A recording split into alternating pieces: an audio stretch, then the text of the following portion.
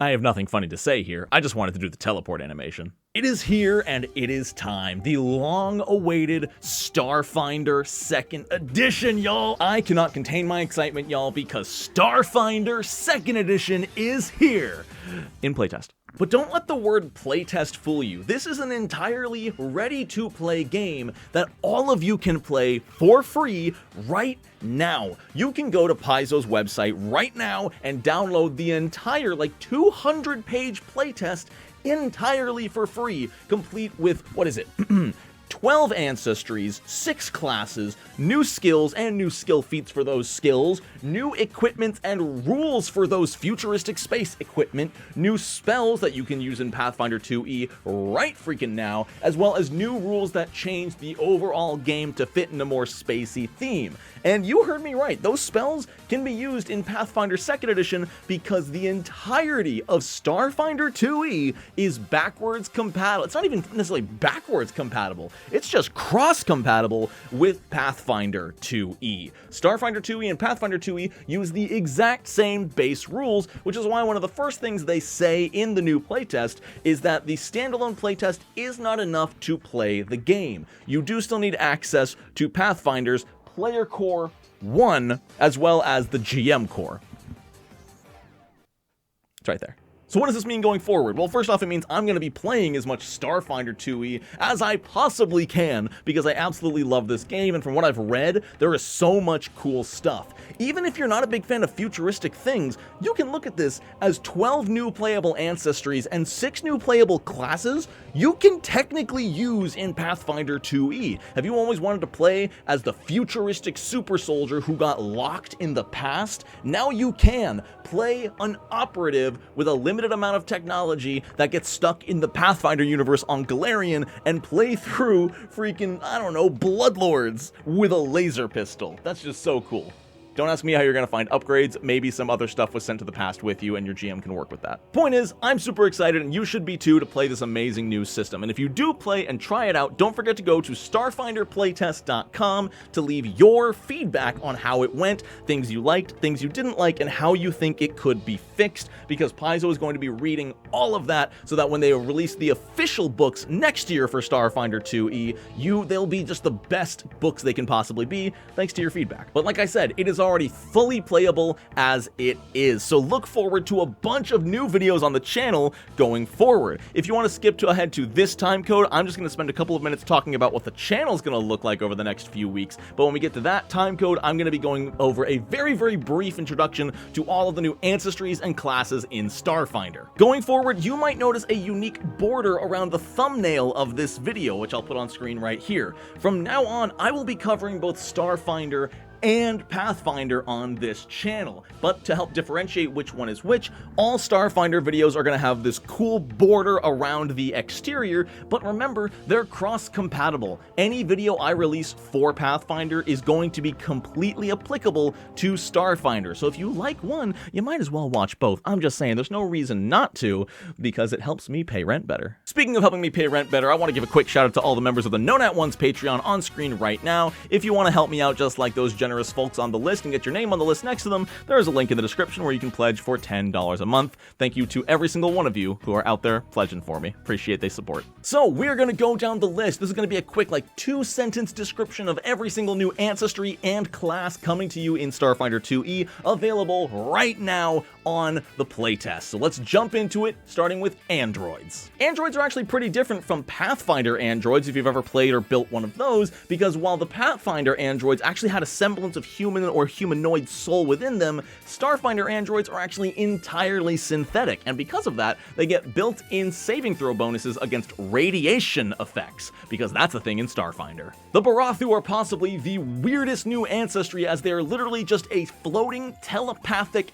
jellyfish, but what is nice is they do get limited telepathy, meaning they can talk to their allies just without saying a word. Also, they can hold guns.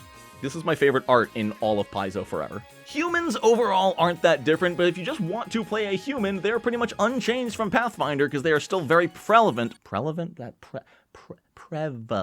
that's the word. They're still super prevalent in Starfinder, and they have some cool new heritages like Galarian Survivor, which is freaking sick. Kasatha are super unique humanoids with 4 arms, and the way they've done this mechanically is giving you 2 sets of arms, but only one of them is your active pair of arms. So what this means is you can have, like, say, a sword and a shield in 2 hands, and then a great sword in the other 2 hands. You could swing for 1 action with the great sword, spend 1 action to change your active pair of hands, and then raise your shield. There's going to be some really, really cool, maybe not super action economy efficient, but really creative ways to use all 4 arms, and it's balanced because you need to spend an action to swap between them. Lashunta are vaguely human-looking aliens, however they do have some antennae which grant them also limited telepathy, just like the Barathu. I'm still learning the names. If you like catfolk, you're gonna love the Patra. The Patra are feline-looking aliens. They're adorable, but they don't have to be. They can also be really hot. I will never get over how amazing this character design is. We've peaked. They've got a lot of unique heritages as well. One of them makes them a small cat, and one of them even gives them a free cybernetic augmentation to their body. Super cool. The Shirin are a species of bug-like aliens who actually originally lived as a massive hive mind, but a small sect of them have broken away from that hive mind, joined the Pact world, which is sort of all of the allied worlds of Starfinder, and thus, because they were able to break away from the hive mind, have a lot of built-in resistances that reflect their need for freedom. Skittermanders! People like to call these the goblins of Starfinder, even though goblins do technically exist in Starfinder, although they are not in this book. But Skittermanders are tiny little 6-armed furry gremlins that are super easily excitable, and just like the Kasatha, they can switch their active pair of arms, but they have 6 of them, so they can have 3 different setups they can switch between for 1 action, which is super cool. However, because they're so easily excitable, they actually take some inherent penalties to certain saving throws. The Vesk are space lizard men that I'm incredibly fond of for no particular reason.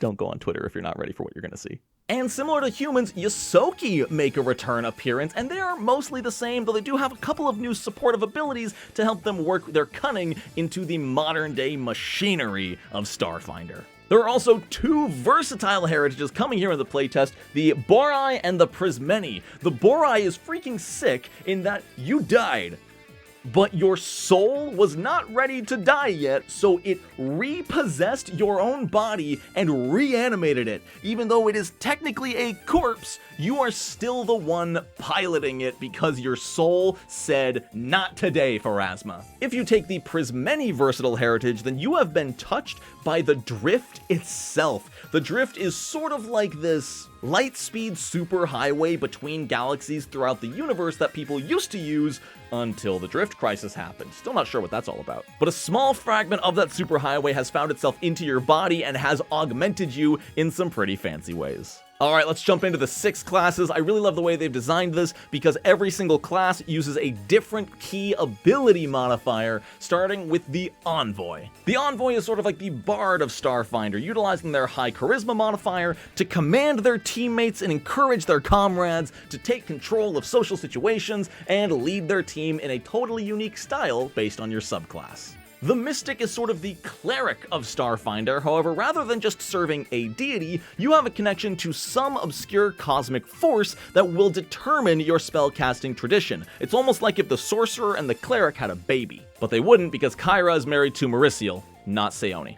That's a lore joke for you nerds out there. The Mystic also gets to utilize a network of healing that they can use to restore hit points both to themselves and their bonded allies. They can know the basic location of their bonded allies at any time and transfer that healing energy directly through the network into them, and they get more hit points every round of combat that they can distribute this way. The Operative is both the rogue and the fighter of Starfinder. It's a dexterity-based class that basically gets a pseudo sneak attack. They begin the game expert proficiency with all guns and even have a subclass to give them expert proficiency in melee weapons and can take the fancy aim action before attacking to gain bonus damage on their attack. Fighter proficiency with bonus damage from aim is gonna be wild. They also gain access to special exploits they can use on their enemies dependent on their chosen subclass. The Solarian is the monk of Starfinder, except instead of punching people and going into stances, you utilize the power of a star that lives inside your body to produce weaponry and completely unique effects, while also attuning to either the photon or graviton aspect of the stars themselves, while maintaining the balance of cosmic forces. Monk wasn't the best choice.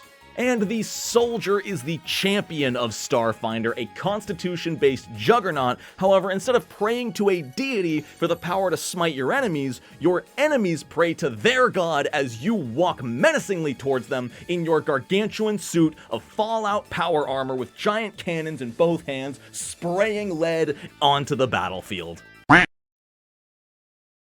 Needless to say, the classes are where it's at for Starfinder 2e. If you take nothing else from this playtest, look at those classes. They're freaking awesome, and I highly encourage all of you to get out there and play at least a one-shot, if not a full adventure, for Starfinder 2e. I'll correct myself if I'm wrong after doing a little bit of research. I believe there are 3 different adventures coming out with the playtest. I believe there's going to be a low, mid, and high-level adventure. None of them are going to be 1 to 20, but I think they're all going to be in different level ranges, so you can explore different aspects of different classes. I'm so pumped. Look forward to a bunch of Starfinder content over the next 2 weeks. I'm going to be covering all the classes. I'm going to be covering some of the rule changes. There is so much to talk about, and I cannot wait to share it with you. If you're as hyped as I am, let me know in the comments, because I've been waiting for Starfinder 2e for about 2 years now, and I'm stoked. That's all for now. I hope you all have a wonderful rest of your day.